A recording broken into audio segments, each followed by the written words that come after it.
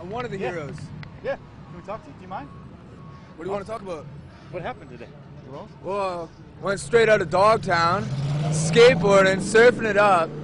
Before I say anything else, I want to say no matter what you've done, you deserve respect. Even if you make mistakes, you're lovable. And it doesn't matter your look, skills, or age, or size, or anything, you're worthwhile. No one could ever take that away from you.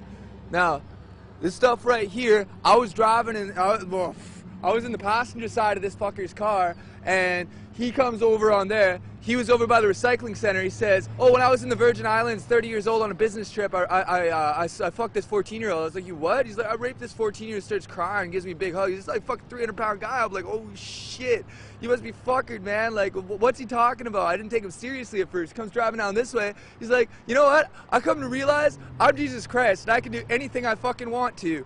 And watch this, bam, and he smashed into this fucking guy right there, pinned him in between that fucking truck.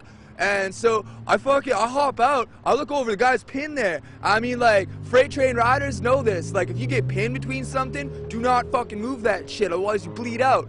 Like, motherfucker, I ran in, I grabbed the keys, he's fucking sitting there like nothing even happened.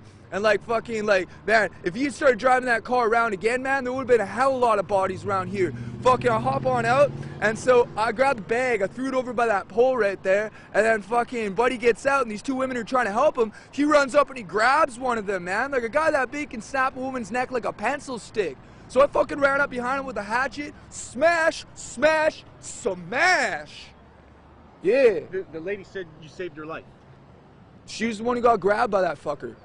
You know what? Fuck is cool. That guy ain't.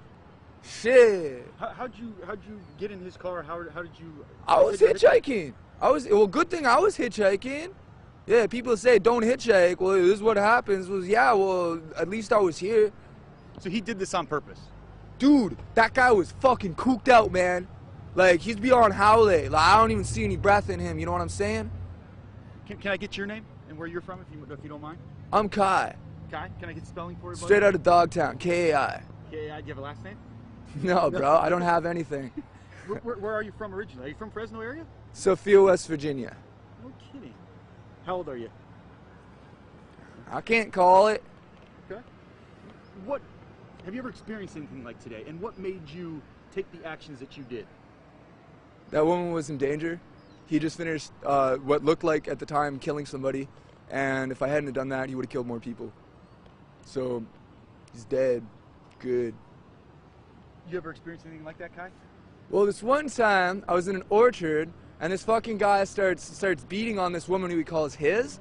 So I walked on over and I started smashing him in the head. You see all these teeth marks right here for the camera? Yeah, I started smashing him in the head and in the teeth, busted out all his teeth.